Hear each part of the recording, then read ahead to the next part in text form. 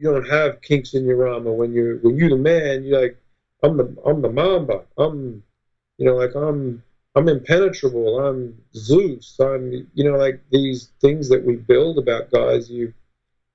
To show any form of weakness is, that's showing your underbelly a little bit. We don't have any weaknesses. We're impenetrable.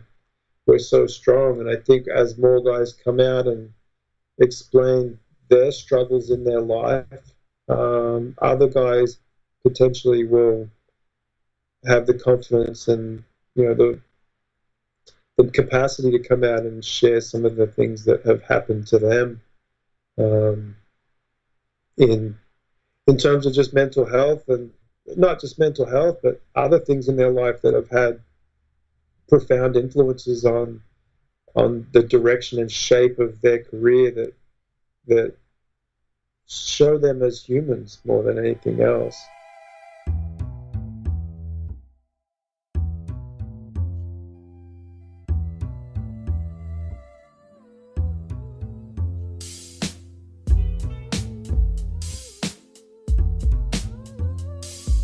To be in a flow state is to be in that moment where you lose all concept of time and become engrossed in the activity at hand. It is that moment when you even lose your awareness of yourself. Many artists, writers, and creative types concur. Flow state is also accessible to athletes. It becomes this meditative state that players competing in a sports game may find themselves in, totally attuned to their skills and to their teammates. After all, sports are about being entirely in the moment, embodied, focused, and highly aware.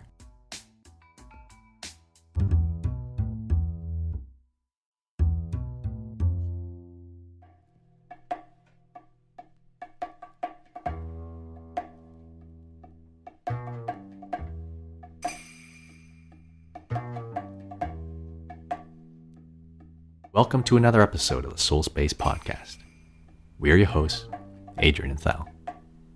Today I do a solo interview with Drew Cleary, a colleague of mine from my days working in the exercise industry. Drew pretty much had a career that a lot of sports fans, like myself, dreamed of growing up. He spent 18 years in the NBA as a strength coach and has worked with 9 Hall of Famers in his career, including Scottie Pippen and Seles. Drew and I shared a lot of the same philosophies when it came to exercise training, and when we recently reconnected, I wanted to hear more about his experience in professional sports and talk about the mental dimension to human performance.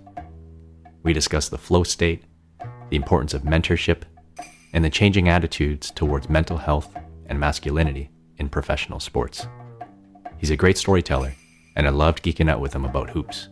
It's our pleasure to bring you Drew Cleary.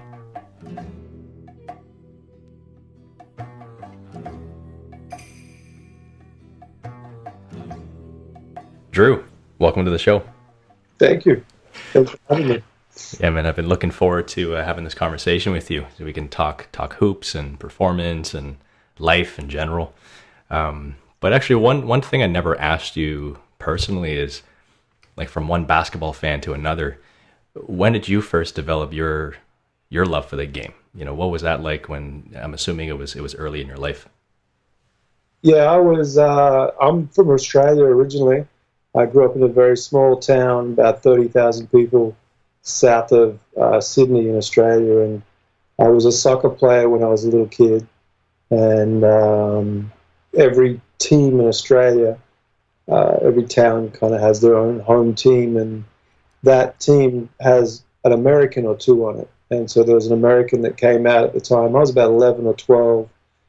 His name was Dennis Curran, and he lived with my family for a year and had a profound influence on me, making me have an appreciation for basketball. My mother and father were involved in basketball, but I played soccer, and he lived with us, and he became like a big brother to me. And that's kind of what turned me into loving basketball more than anything else was, I have 2 older sisters, but I didn't have any brothers, and it was like a bonding experience for me to, have this person in my life, and that's kind of how I got started into basketball. I gave up soccer and started playing basketball, and then, when I was 18, I got a scholarship to come over to the United States and play basketball, and that was kind of where I got my start and how things kind of evolved from there. That's awesome. And so he was clearly one of your heroes or mentors growing up. What was the age difference? How much older was he? He would have been in his 30s at that point. But when you're a little kid, you don't understand that. He liked to play golf, and I played a lot of cricket, and so I was a wicket keeper in cricket, and so we had this big field next to the basketball stadium, and he would go out and he'd bring his golf clubs out there, and he'd hit golf balls towards me, and I would catch the balls with my wicket keeping gloves. Probably child abuse today, but there'd be these balls flying out towards me, and I would catch the balls and put them in a bucket and collect the balls, just like a little brother, just happy to be along for the ride. And he found ways to include me rather than exclude me. Saying, man, get lost, little kid. He was very friendly, and to the point where he's always remained in my life. I recently spoke with him, and we haven't lost contact. He's always been a piece and a part of my not just my life, but my family's life. He lives up in Vermont, and I went up and visited with him a few years ago, and I know his kids and his wife, and it's a relationship that's lasted several decades. Obviously, 30 years. It's at least a 30-year relationship. So very influential on me, and the reason that I went into basketball for sure was because of him. That's beautiful. So you were playing basketball in college, and I guess at what point did you set your focus on working in sports? Because you later went off and did a master's in sports science, and so when did you know you wanted to get into the field professionally? I didn't really know, to be honest with you. I came to the United States with the aspiration of playing in the NBA, because every kid thinks that he can play in the NBA. I know there's an assistant coach that I work with in the NBA told me one time that every kid that starts on a D1 program in the United States right now thinks he can play in the NBA. Well, there's like 300 D1 programs, so that means there's 1,500 kids today that think they can play in the NBA, when there's 60 slots in the draft, of which 15 are going to be foreigners. The probability of you playing in the NBA is astronomically small. But I came with aspiration, but never really had a inkling of playing in the NBA. Like, once I started playing in college, I realized that I wasn't going to be a pro, and education was going to be important. But I enjoyed the training component of it and the performance component of it. Really, the point in my life where it turned was I was finishing my master's degree at Boise State University, and my father, who was a president of a university in my hometown, a very influential person in my life. He had 2 PhDs, and education was a big part of his life.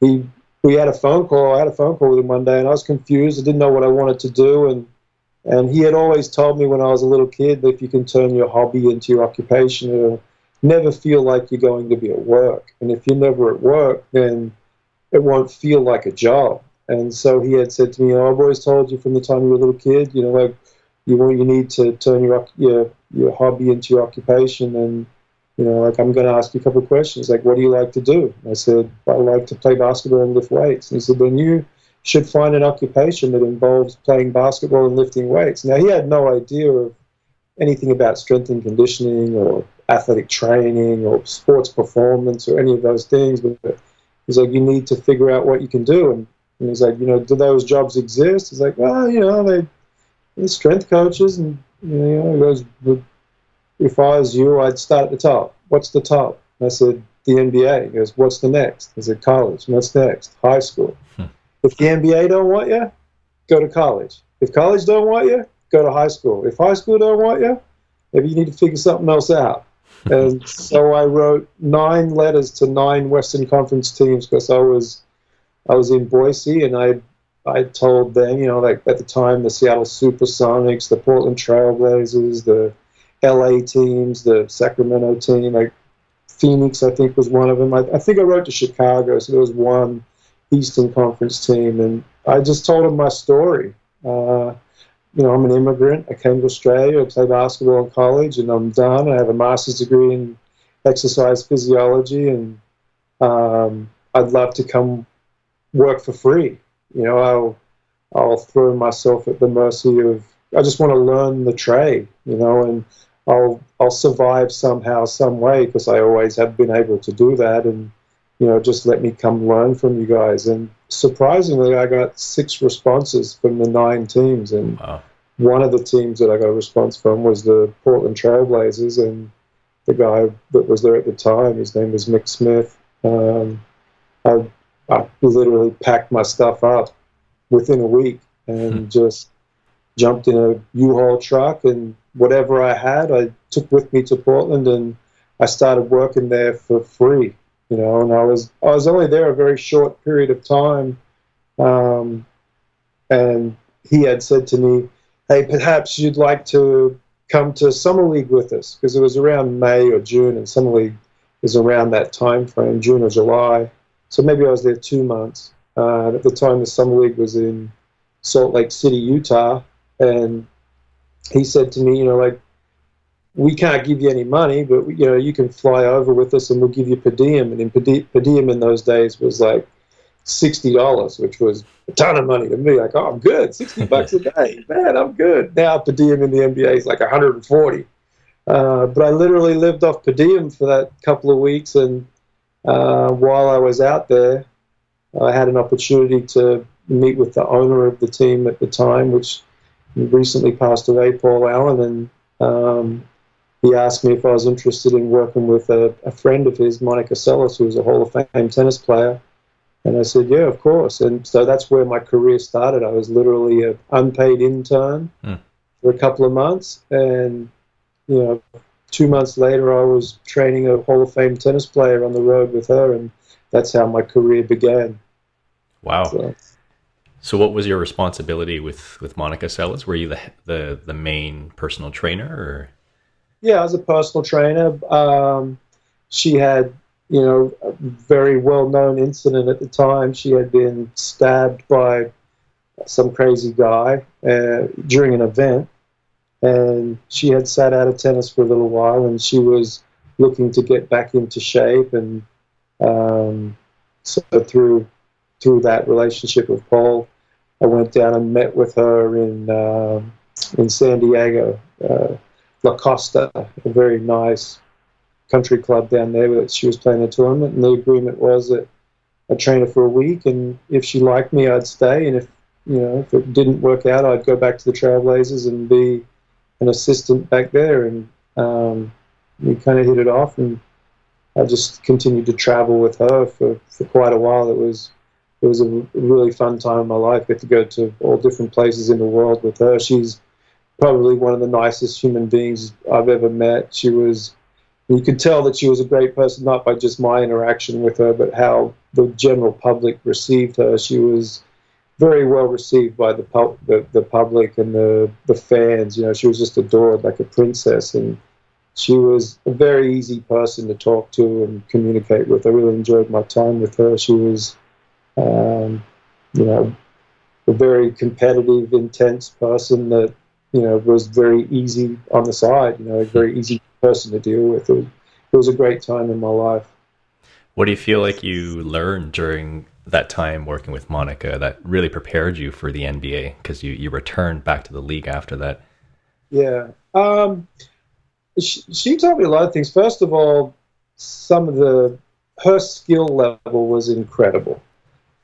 She could, things that you would never see in real, on the television or when you watch her play. She showed me one time, we were in Atlanta, and she liked to fine tune her skills by hitting the ball against this wall, and I'd never seen anything like this. Just her ability to stand 3-4 feet from a wall and off the volley, off the half volley, and then side to side. It was a 15-20 minute display of hitting a ball against a wall that your jaw was just dropping. And she honed those skills in a very small town in Yugoslavia. She was originally from Hungary, a little town called Novi Sad, and she used to hit the ball against the garage door apparently, and her eye-hand coordination was, her ability to pick up the ball at very short distances was something special, and just her competitiveness. I remember we were at the Trailblazers one time, and I took her back into the back and showed her where the video room and stuff was, where they break down film and stuff like that. And I asked her just casually, like, do you watch film of your opponents? And she just matter-of-factly was, like, no, why would I watch film of my opposition? Like, they need to watch film of me. And it wasn't swag. It was real confidence, and she had told me before the only time that she ever really watched film was when she didn't feel like she was playing well, so she'd break out some old tapes of when she was at Wimbledon, and just to see herself performing at a really high level to get her confidence back. But other than that, she didn't really break film down of anybody or watch her opposition at all. So just her competitiveness and her self-confidence of who she was as an athlete, and that she was unbeatable, which translated male, female, basketball, tennis, it didn't matter. That translated into the NBA. And when you saw players in the NBA, the really good players, there was a level of confidence that they had that they didn't see the opposition really at all. They just went out and competed at a really high level because they were really confident in their own ability. So that was one of the things that I saw that translated very quickly, was just her, she's a Hall of Fame player, she's a Hall of Fame human being, and I saw that translate from her to basketball very quickly and very easily. It was something that they both had in common, and one's a man, one's a woman, one's in basketball, one's in tennis, but the mindset was the same. Yeah, I definitely want to explore that with you. I'm fascinated with sort of the mental edge that some of these human beings seem to have that are, extraordinary.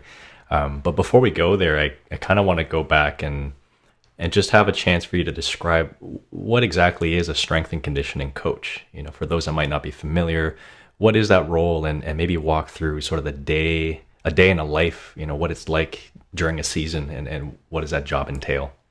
There's two distinct days. The first day obviously is a game day, and if you're not on a back-to-back, if you haven't played the day before, you go in the mornings for shoot-around, and contingent on whether you're on the road or at home will determine the time. If you're at home, usually you'll shoot from 10 to 11, and if you're on the road, you'll shoot from 11 till 12.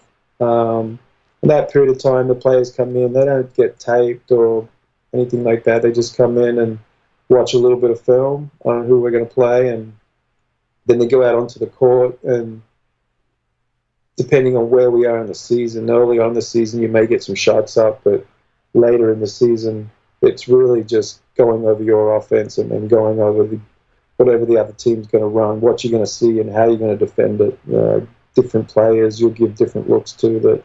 Whether you're going to, there's three different types of looks on a screen: a hard show, kind of an even show, and then a soft show, like someone that can't shoot the ball very well. You go underneath the screen on them, so you're kind of encouraging them to shoot the ball. But somebody that's a really good shooter from the perimeter, you're going to try and put more pressure on the top of screen and rolls. And most of basketball these days are looks out of screen and roll situations. That's kind of why the Chicago Bulls' success was a little bit different, because they ran a lot of other different stuff, but the majority of basketball is run out of pick and roll situations. And so they're kind of really just going over personnel and how we're going to defend different personnel in different situations. They'll show it to them in film first, and then they'll go out on the floor and kind of go through it physically. I think athletes have a desire or a need, whatever you may want to call it, to feel the sensation of it and see it physically. It's not just showing it on video or drawing it up on a whiteboard. It's going out and kind of feeling what it's going to be like, not at full speed, but just to go over it, just to walk through it. Then the players will leave and go home, or we'll go back to the hotel and eat or whatever. You're kind of on your own, and then they'll come back in the evening, and depending on who you are as a player will determine where you where and what you do in the slots of the game itself. So if the game's at 7 o'clock, the first players will arrive around 4:30, 4:45, and if they're not going to play a lot of minutes that night, their time on the floor will be earlier. And then as you get closer and closer to tip-off, the players are going to do the majority of the heavy lifting, so to speak. They'll have slots on the court where they'll go out and shoot for 10 or 15 minutes, usually alone with a specific coach that works with them on their game, and they get specific shots that they're going to take in the game, and they try and get ready to play. From my capacity, everybody's kind of got a different program. First of all, you're working on what may be deficient within their system.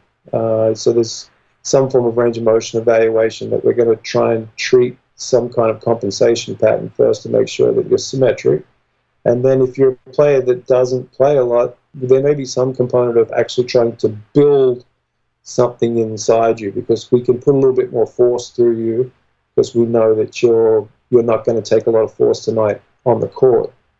And then there are players that are going to play significant minutes. We're more interested in making them feel good. Make the range of motion component becomes important, make them symmetric on both sides and feel good about themselves. And some players will actually like to lift before the game. And when I say some, it's the majority of players. When I was in the league, it was probably like 50, 60% of the players that played a heavy amount of minutes would do something in the weight room before every game. Some more than others, but nothing like you would visualize at a health club or anything. Like one set of a push, one set of a pull, some form of shoulder stuff, bicep, tricep, something for their hip and their trunk, and then some form of stretch or PNF or forced eccentric, something to get the tissue to cooperate. You really just try to make them feel good. Yeah. And that was reciprocated a lot. In the NBA, a lot of the teams that had weight rooms in their arenas would let you come in within a certain time frame to do that work, and you would tell the players that wanted to come in, like, this is the window that we're operating in. And they were very good at coordinating themselves to get it in if they wanted to get it in. So that's kind of the schedule. It's the way it's set up. And then when 7 o'clock comes, 7:30 comes, it's showtime. You get to perform. Yeah, for sure. I know in sports you often hear people talk about how it's 90% mental, 10% physical, or whatever, something along those lines. And the term being in the zone is often used, right? When people are performing at their peak or the flow state. This is something that you studied in your master's thesis. Could you talk about what the flow state is and how, or what seems to contribute to it? Yeah, I wrote my master's thesis on, I used Celadori's leadership scales, and Susan Jackson had written some flow scales. The flow scales are from a guy called Csikszentmihalyi, who kind of documented, I think there's 9 states of flow, and it involves losing yourself in something, not having a concept of time, and being completely indulged into this thing. And surprisingly enough, the place where most humans experience this the most often is reading. When you get into a book that you really enjoy, next thing you know, you look up at the clock and an hour has passed. And you don't have this concept of time, you don't have a concept of hunger, or you don't have a concept of distraction, thinking about something else. You're completely indulged in the act, whatever the act may be. And the most commonly experienced place, like I said, is reading a book. Now, in sports, when you get into it, there is a physical component to it. Like, everything feels easy physically, and you don't, like in a basketball sense, you don't see a defender. You're just, the hoop looks 10 feet, like a 10-foot circle, and you're throwing a tennis ball into a pool, basically. Like, you just feel in this very confident place. And what my master's degree was about was I was looking at collegiate basketball players, both men and women, and I was using Celadori's leadership scales to determine how in alignment the athlete was with the coach's message. Were were they down with what the coach was talking about, or were they not down with what the coach was talking about? And then using Susan Jackson's flow scales from Csikszentmihalyi, trying to see, was there a correlation to the players that were in alignment with their coach's message, and how frequently they experienced flow, and was there a correlation to players that did not understand their coach's leadership style, and were they experiencing flow less often? And obviously it's not rocket science to figure out which ones experience flow more often. So this human interaction, this human performance was being dictated essentially by what connection I was having with this other human being. It wasn't something that was insular within the individual. It wasn't me just sitting there reading a book and getting indulged into this book and experiencing this flow state. What was creating this flow state in the individual was actually a relationship with another human being. And in this case, the relationship between the player and the coach. Now, I didn't delve into the relationships between all of the players, which obviously could have also had some form of influence on this psychological and physiological state in the individual itself. But essentially what I was looking at was, how do we motivate players to experience a high level of performance, this flow state, based upon this relationship, like what it is that we're talking about. And some of the coaching that I had seen in the past, the old school coaching where you get into somebody, you get this toughness, we're soft.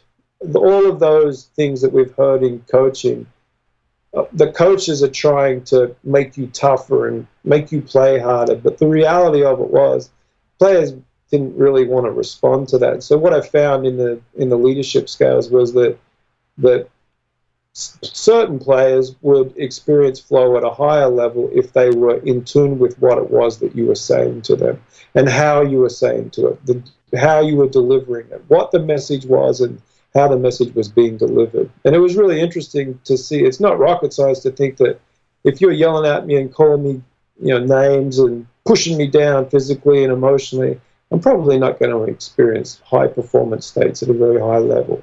There is a fine line between that. Obviously, I do understand that if you're gonna make an omelet, you're gonna have to crack a few eggs. I get that concept. It's not all going to be hugs and kisses. We're not going to make it to the finish line in that capacity. That there are going to have to be moments when criticism is going to be alleged at people, and you're going to have some form of mental toughness to take that guidance.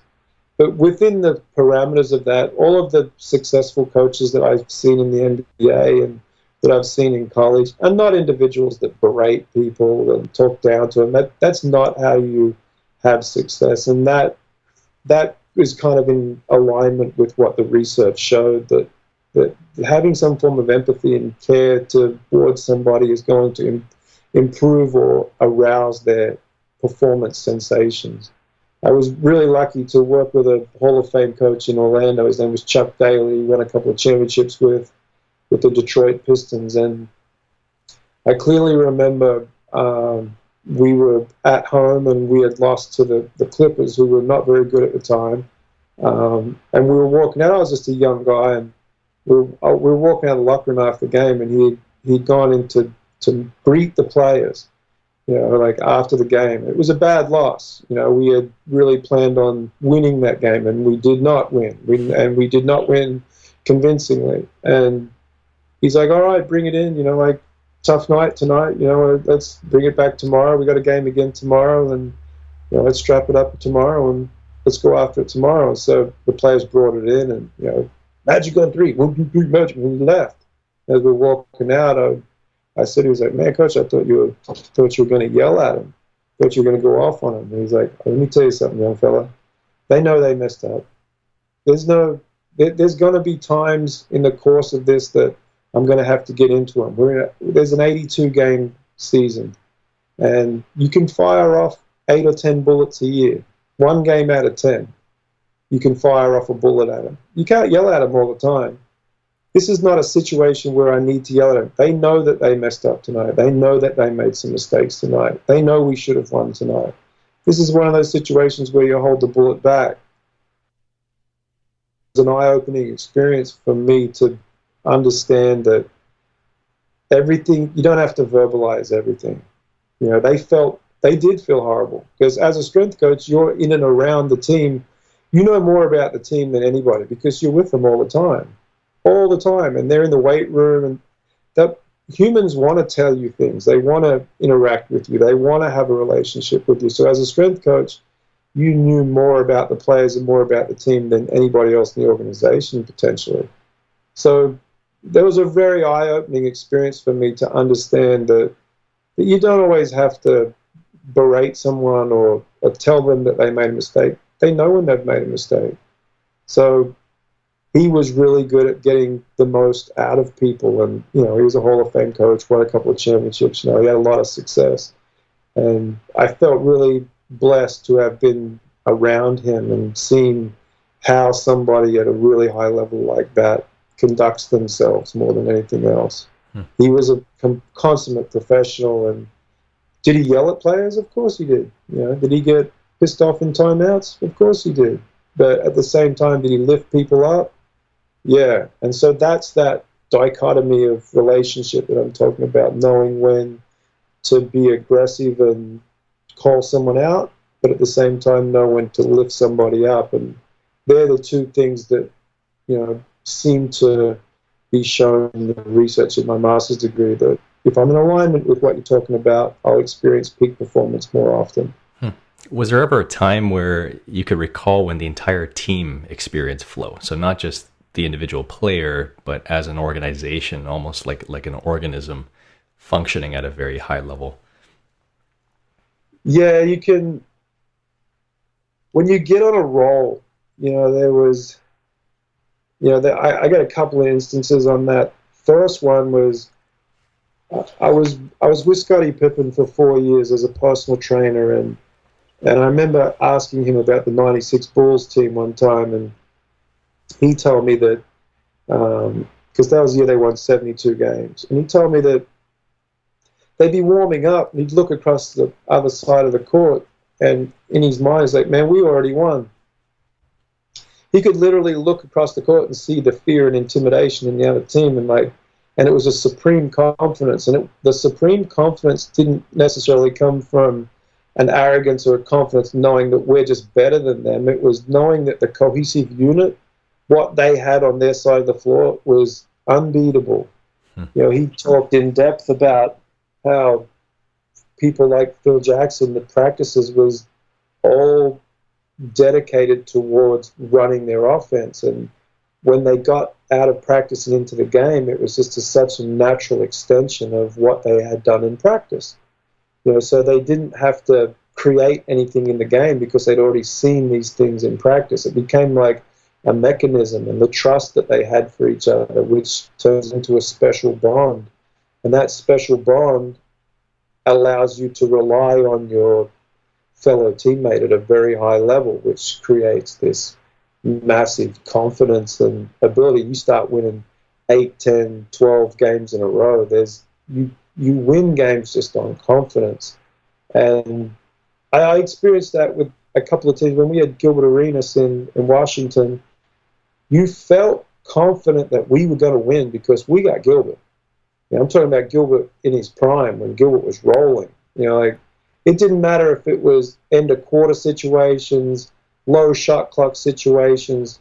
We had a guy that could score on anybody at any time in any given moment, and you win a game just on his brilliance, and then that translates into confidence into other players. And next thing you know, Antoine Jameson's scoring 50 points, and Caron Butler's getting 35 a night, and all of a sudden the whole team, the thing starts to get going, it starts to get rolling, and you start beating teams just on confidence.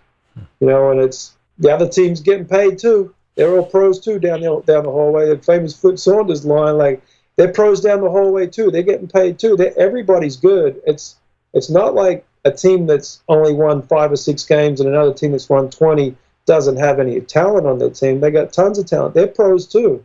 They got drafted too. They played at a high level in college too. There's nobody in the NBA that's not playing at a high level. So it really comes down to not the physical things, but the mental things, like what drives the physical. What kind of CPU you got in your computer. That's what it really comes down to. Because when you look at the anthropometric numbers of NBA players, they've all got really long arms.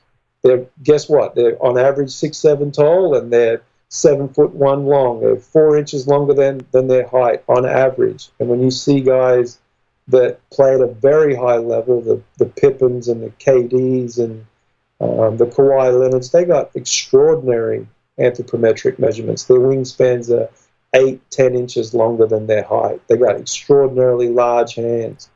Like they have anthropometric measurements that normal humans don't have. Not to say that they're the things that made them successful in the NBA, because a lot of NBA players have those things, but they're the things that separate them from the rest of the crowd. What separates you from your own union, your own group, the NBA players, what separates them from those groups is the brain. How do I buy into what coach is talking about? How do I buy into what the general manager is talking about? What is our team message? How do I buy into what it is that I'm trying to accomplish? The team's on the front of the jersey, but it has, Jordan on the back, it has Pippen on the back. Like, they own half of that jersey. What is their take on how things are going to operate? Some guys are selfish, some guys are team guys, and how do we bring all of this together? And it's a really interesting dynamic that you have from the front office to coaching to players to the support staff, the people that are around them and travel with these guys and take care of these guys. How you're either giving to the pie or in some capacity taking away from it. If you've got enough guys taken out of it, it doesn't work, and it doesn't take much to get it off balance. So there's a lot that goes into it. It's a long year. Your season starts late September and if you go all the way, it doesn't end until the end of June. That's a long time to spend with people, and it's every day. I tell people all the time, you want Christmas off? This job ain't for you. You want Thanksgiving off? This job ain't for you. You want New Year's Day off? This job ain't for you. You got to work every single day, and it's a great job. Like my father told me, turn your hobby into your occupation. I got to work in pro basketball for 18 years. It was a lot of fun. It was a lot of work. Yeah. I guess on the other side of flow, when a team is struggling, like they're going through a slump, maybe 10 games, 15 game loss, what have you seen that can really turn things around, right? So to kind of bring you out of the slump, maybe from a mental aspect or from a organizational, cultural standpoint? You're going to have to do it together. You're going to have to pick each other up. Sometimes you need a little luck. Sometimes you need a guy that can just get hot, and sometimes a guy win a game on his own, which creates this togetherness. Like all of a sudden, I remember we were playing the Lakers in LA, and Gilbert scored like 60 points in LA, and it was just an amazing. He just won the game on his own, and then the next night he scored like 50 in Phoenix. Just won that game on his own, and then that builds confidence. Like sometimes it can be an extraordinary individual performance. Sometimes the coaches can come up with a great defensive plan that really mutes someone on the opposition that was having a lot of success. Sometimes there's a trade of some sort. All of a sudden you got some fresh blood in there that can infuse new energy and bring a new view on culture to the team. Like there's not just one way that you can break out of it. It's a myriad of things that can take place during the course of it, because everything's moving in so many different directions. You got 15 brains headed in so many different directions, and that's the biggest challenge in coaching in the NBA, is to try and understand, how do I get these brains headed in the same direction? How do I get them pulling for each other? And if you've got guys headed in different directions, it's not successful. I think it can be the strangest of reasons for why things aren't working out. It doesn't necessarily have to be that we're just not good enough, because that's usually not the case. Usually there's enough talent. It's just we haven't put it together correctly, or it's too young. I remember there was a coach that I worked with that was in Washington. He was with the Warriors at one point, and he was working in the front office. And he used to say to me all the time, like, yeah, Drew, when I was working in the front office, I used to say to the coaches all the time, put the young guys in, put the young guys in. And now that I'm sitting on the bench and I'm coaching, I always say, put a young guy in, put a young guy in. Because when you coach, like, the young guys, like, yeah, they bouncy and got some step, but you're going to win many games with young guys. You're going to win with veteran guys. You're going to win with guys that know how to play. And when you're in the front office, you want to see those young guys evolve. And when you're in charge of it and the record's on your back, it's like, put a young guy in. Kind of sprinkle in a couple of young guys. Let's play the vets. Yeah. So. Speaking of young guys, you got to watch a lot of these essentially boys become men. I mean, these 18-year-old rookies coming into the machinery of professional sports, with the money, the fans, the cameras. What have you noticed are some, common challenges that they go through in that transition when they're forced into the machinery of the business? Yes, there are, the 19-year-old guys coming in. If you're fortunate enough to get some first-round pick guys that are lottery pick guys, the chances are they're one-year college guys and they're into the league. They are young, and what kind of habits do they start creating? If guys come onto a team where there are bad habits on that team, where guys party a lot and they go out and they're into some things that maybe are not more in alignment with a professional kind of viewpoint, then they can quickly be dragged into that life, and you can see guys struggle and maybe not reach the levels that they were hoping to get to, and that as an organization hoped that they would get to, because they become enamored with this lifestyle. So the most important thing is to have them come in and to start to have a veteran guy that knows how to prepare and cares about his body, what he eats, what he drinks, how often he sleeps. Does he work on his game? Like, a lot of the things that you don't see, that you only see on the television, is when guys come to practice in the morning. If you're a pro, if you want to have a long career, you're going to come back at nighttime and you're going to shoot. And I'm not talking about pump fake, one dribble, pull up, jump shot, and make 500 of those. I'm talking about going in and making 500 shots from 15 to 18 feet just to keep your touch. My time there when I was with Scottie, he would go back to the gym every night. Every night we'd be back there, if we weren't playing, and making 500 shots. And he wasn't at a full-blown sweat, but this guy genuinely cared about the game. When we were at home, just kind of hanging out, he watched NBA basketball. He watched college basketball. He was a student of the game. So you're picking up pieces of, tendencies of the opposition and tendencies of the other team by not just watching them from an analytic standpoint in film sessions with coaches, but you're watching the game at home as a fan. And because the way in which he sees the game, he's able to pick up tendencies on guys that at some point during the course of the season he's going to play against, and realize, oh man, I know this guy, he likes to go left and shoot pull-up jump shots going left. Wasn't necessarily something that he learned from a film session. It was potentially something that he learned from just being a student of the game. You may see a move that somebody does and be like, oh wow, I like that, back that up. Let me take another look at that and put that into your game. Gilbert Arenas was notorious for that. He had this whole list of different things that he would work on and he would have different names for it. The Steve Blake crossover. The Michael Jordan had big hands, and he had the ability to suction cup the ball. So instead of crossing over and carrying the ball like Allen Iverson did, MJ would suck the ball up and literally lift it and put it over into a different spot. Well, Gilbert had big hands, so he would come in and work on those things, and those things were picked up not necessarily in a team environment, but in an environment of wanting to understand the game from their own self.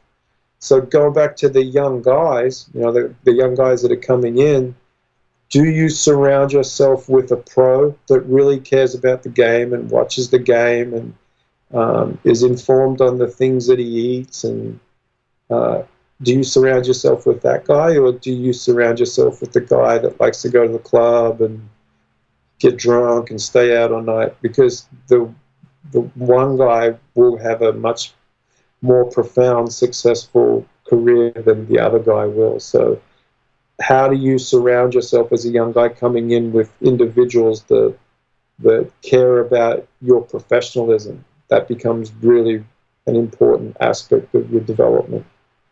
Yeah. And I've seen both directions. I've seen guys that came in with a ton of talent that got caught up in some things that ended up, kind of shortening their career. And I've seen other guys that have come in and really surround themselves with consummate professionals and tried to learn from pros and had great careers as a result of that. So you see both sides of it, and you try to encourage guys early on. Organizations try to encourage guys early on where they put guys lockers. That's thought out. They'll say, we got this young kid coming in, like, let's put him next to Antoine Jameson. Antoine Jameson was one of the most professional guys I was around. So got a young draft pick coming in, put him next to Twan. Because Twan will teach him how to eat right and come in and get his work in and get his treatment and do the things that needs to be done, lift weights, take care of his body. Like, he'll do the things that are going to be required of being a good pro. So there are a lot of things where they sit on the plane. They try to match guys up. Big brother, little brother kind of situation. They try to encourage guys to be together. They try to create environments where that relationship can flourish. Sometimes it does, sometimes it doesn't, for whatever reason. So it's very important, and the NBA, the league itself, has recognized that. So they've encouraged teams to continue to use veteran guys by giving teams financial breaks for signing those guys. It's cheaper to sign a guy that's been in the league 10 years to a minimum deal than it is to sign other guys. They give them breaks on the salary cap because they're trying to encourage this mentorship, this brotherliness where we can teach young guys to be successful. And the best leaders on your team are not necessarily your best players on your team. The guys that galvanize teams are not necessarily your best players. When I was in Washington, we had a guy, Trevor Ariza, that was a very galvanizing player. He had the ability to talk to all the players on the team, and players listened to what Trevor said, and he was very influential on them. Maybe he wasn't our best player. Beal and Wall and those guys were probably more productive in terms of points per game and shots taken per game and all of those things. But in terms of who had the most influence in the locker room, Trevor had a very big influence in that locker room. And so those guys become very important. They become kind of foundation guys in your organization to help you be successful down the line. Because when something goes wrong during the course of the season, coaches and general managers can't always fix that. Sometimes the players have to fix it themselves. And when you have guys on your team like that can fix things, then they become very valuable to your organization. And if they can play, they're even more valuable. Because the less they play, the less influence they usually have. So the whole thing is kind of, it's like anything else. It's like a family. Your little brother, you got to take care of your little brother. And hopefully your little brother will grow up to be a productive member of the family and society. But if little bro is hanging around the wrong people, then it doesn't always pan out to be what you want it to be. From the outside looking in, a lot of these pro athletes are revered as gods. I mean, fans are, worshiping these celebrities. As somebody who spent years in that world, can you share about the reality of the celebrity lifestyle? Perhaps like the shadow side of that world that we don't, fans on the outside don't typically appreciate. Yeah, they're humans, man. There's a lot of different instances that I bumped into in regard to that. They like to have fun. They're goofy. Some of them are more serious than others. But at the end of the day, they're just people, man, that have an extraordinary talent. And when I say that they have an extraordinary talent, what I'm really saying is that they had some physical gift that enabled them to be who they are, but they spent an inordinate amount of time honing that skill. You don't just fall out of the womb and play in the NBA. You have to put an inordinate amount of time in to play at that very high level. And with that comes this level of fame and fortune. Part of that is debilitating, because you can't really do the things that you want to do, but because you are so famous, everywhere you go is, you're revered and hounded on some level. I remember it was Christmas Eve in Chicago, and Scottie had gone back to Chicago for his last year, and he called me and said, "Come on, man, we can go buy some Christmas presents at the Water Tower place," which is this mall in Chicago. And I'm like, "It's Christmas Eve, dude. Like, it's gonna be 1,000 people following us." And so he shows up, and he's got this little hat and these glasses on, and I'm like, "What do you think that hat and glasses are gonna do?" He goes, "Man, if it fools one person." I've succeeded if it fools one person. We went into this mall, and I turned around at one point. We were going into the sharper image. I'll never forget this. The security guard was like, "Nah, bro, you ain't coming in here," because there was like 5,000 people chasing them behind us. Like, Scottie, Scottie. Like, so the environment that he lived in a bubble. It was very hard for him to be a normal person, particularly in most cities, but most particularly in that city. In that time frame, he was a god. He was a legend, and he still is one of the best human beings I know. Like, one of the best people I've ever been around. Generous and caring, and I saw him be a big brother to several players in the NBA. Like, most importantly, probably the time frame that I spent with him was the relationship that he had with Zach Randolph, and Zach just followed him around like a little puppy dog. Zach was a rookie the year in Portland. I think it was around 2000 when he came into the league. And what Zach was able to take from Pip was important, a work ethic, being in the weight room and taking care of his body and being the best player that he could possibly be. Those relationships become really important. The fame part of it is just a byproduct of the skill level that you have. If you're super skillful and you're super successful, then there's going to be a level of fame associated with that. How that manifests and how you deal with it, that becomes part of it also. So I don't know. The fame part of it, they're just regular people, man. They have an extraordinary talent, but usually they have that extraordinary talent because they put an inordinate amount of time in. I think it's one of the biggest misconceptions that people have is that Scottie Pippen was a great basketball player just because he was born a great basketball player. There's no such thing as that. He put so much work in. I saw on a daily level the amount of work that he put in, and I was working with him towards the end of his career, when he was really just trying to maintain health and well-being to continue to play in the NBA. And when he was younger, the amount of time and effort that he put in had to be immense, because the time that I saw him putting in towards the end of his career was crazy. He was dedicated to the game, and it wasn't always about being on the floor and shooting baskets. It was watching film and being a student of the game and loving the game.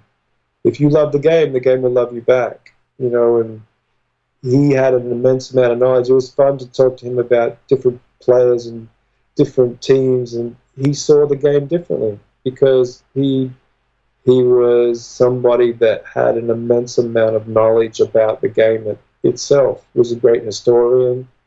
You you'd say, man, this guy is better than that guy, and he'd be quiet for a second, and then he'd go, nah, and he'd give you 10 reasons why that guy wasn't better than the guy that you just said. And at the end of it, you think to yourself, like, yeah, okay, yeah, maybe he's right, because he was a student of the game. The fame is, you don't dictate that. The fans dictate that. How they perceive you, how they, that's not necessarily up to you. So I don't know. You got to put the time in. That's the bottom line. Yeah, that's such an important point. It reminds me of a quote I read in a book, and it's, to over idealize is to dehumanize somebody, right? So really treating, these people are like humans. And last year was kind of a big year where two of the star players in the league, DeMar and Kevin Love, opened up quite publicly about their mental health issues. And that's an interesting trend that we're seeing, as they're setting this example, for other professional athletes to possibly come out and, and humanize the image of the star athlete, because they are like everybody else. Some of them also are dealing with things that, not always obvious outwardly. Why do you think this is happening right now? I think guys, as more guys come out, it's like anything else, you get comfortable. The guys were uncomfortable talking about this. It's not manly. I'm a punk. If I talk about that, you don't have kinks in your armor when you're the man. You're like, I'm the Mamba. I'm impenetrable. I'm Zeus. I'm like these things that we build about guys. To show any form of weakness is, that's showing your underbelly a little bit. We don't have any weaknesses. We're impenetrable. We're so strong. And I think as more guys come out and explain their struggles in their life, other guys potentially will have the confidence and the capacity to come out and share some of the things that have happened to them, in terms of just mental health, and not just mental health, but other things in their life that have had profound influences on the direction and shape of their career, that show them as humans more than anything else. It's more about confidence than anything else. If you're terrified that you're going to be ridiculed by your peers, you will stay quiet no matter what. No matter what we're talking about, whether it's mental health or whether it's something in your life, monetary, or doesn't matter what the issue is in your life, you're going to tend not to talk about the things that are going to create ridicule within your peer group. As the peer group becomes more open about things that are taking place inside themselves, I think others tend then to be more confident in sharing their experience. And it becomes even more prominent if it's from an individual of high stature. When we're talking about DeMar DeRozan and Kevin Love, these are all stars. These guys are meant to be the most impenetrable people, the most indestructible people. These guys are the creme de la creme. And when they come out and say, you know what, sometimes I'm down.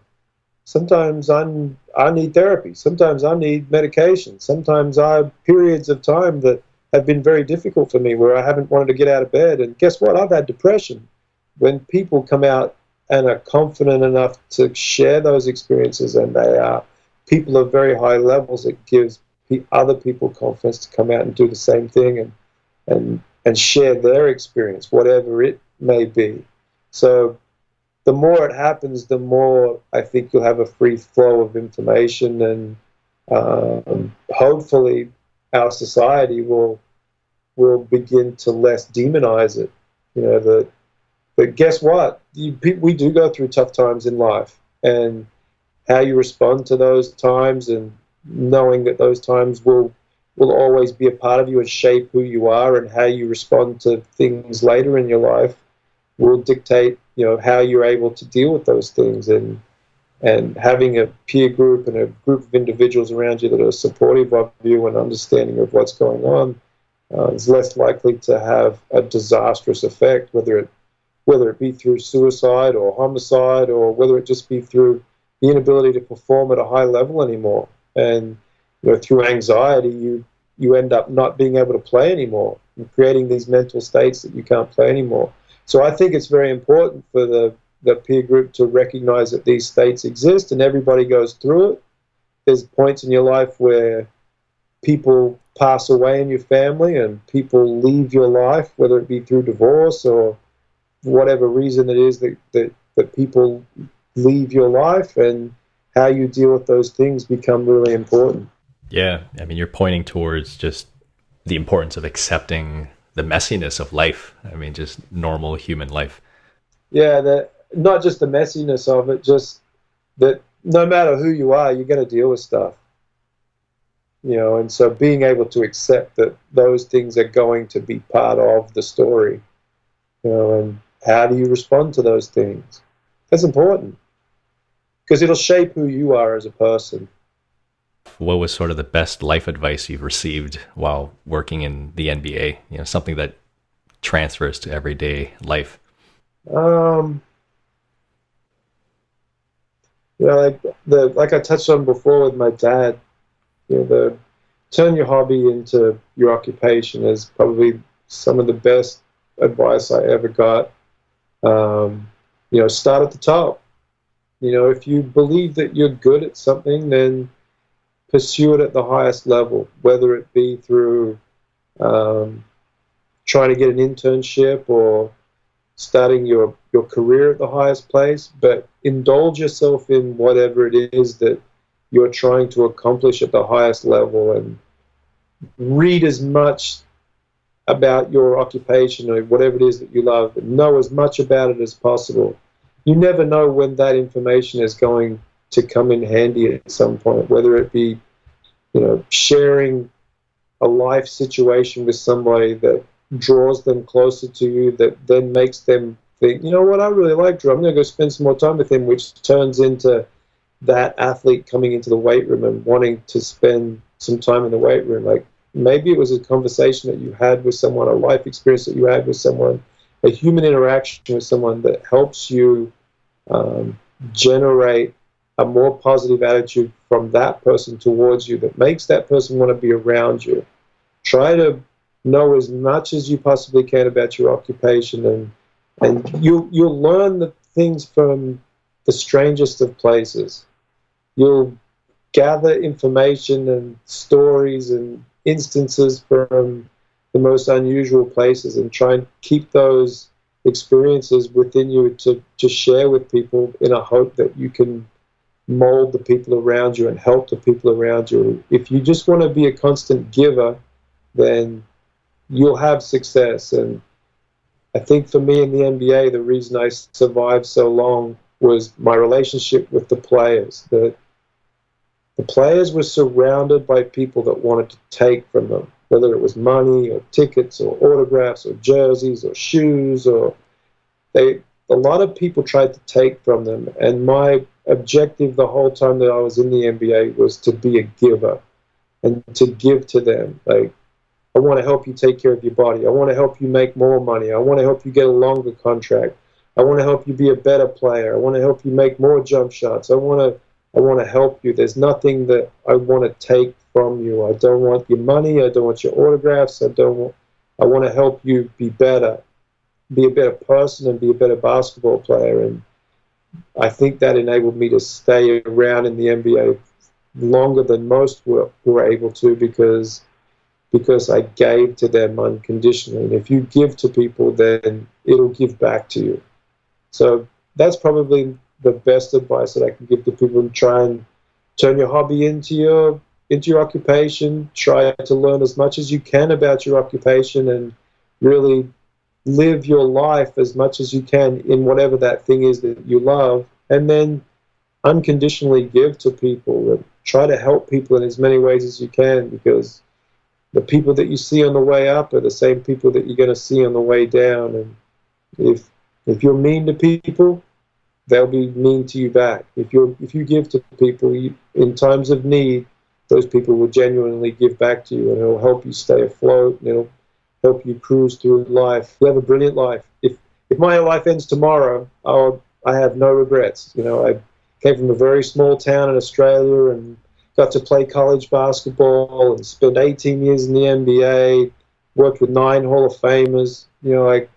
I have had a blessed life for sure, and I think a big part of why my life was so blessed was because I tried to give to people. I tried to be generous to people, and that's definitely paid dividends for me. That's well said, brother. It was a pleasure. Thanks, mate. I really appreciate you having me. Yeah, thanks for coming on. Bye, brother.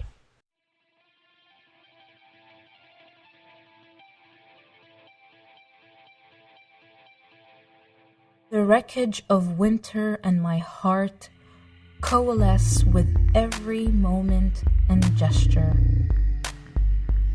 The silence of unfulfilled desire is a howl of wolves extracted from the depths of antiquity.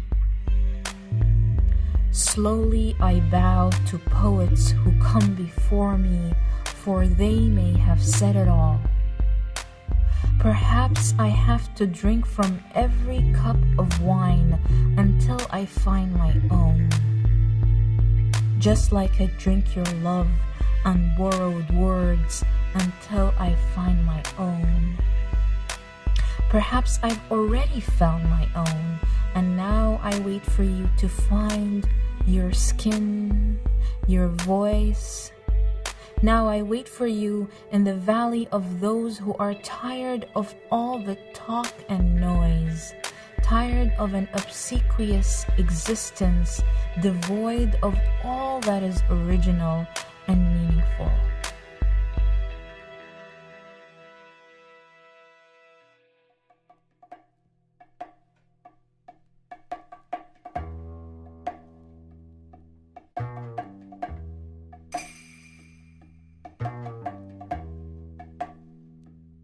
We hope you enjoyed this episode. You can find links and show notes at soulspacepodcast.com. In the next episode, we chat with cognitive scientist John Vervaeke about the meaning crisis and the convergence of science and spirituality. You can follow us on social media at SoulspacePod, that's SoulspacePod. We are most active on Instagram and Facebook at the moment. And please leave us a review on iTunes. Thanks for tuning in. Until next time.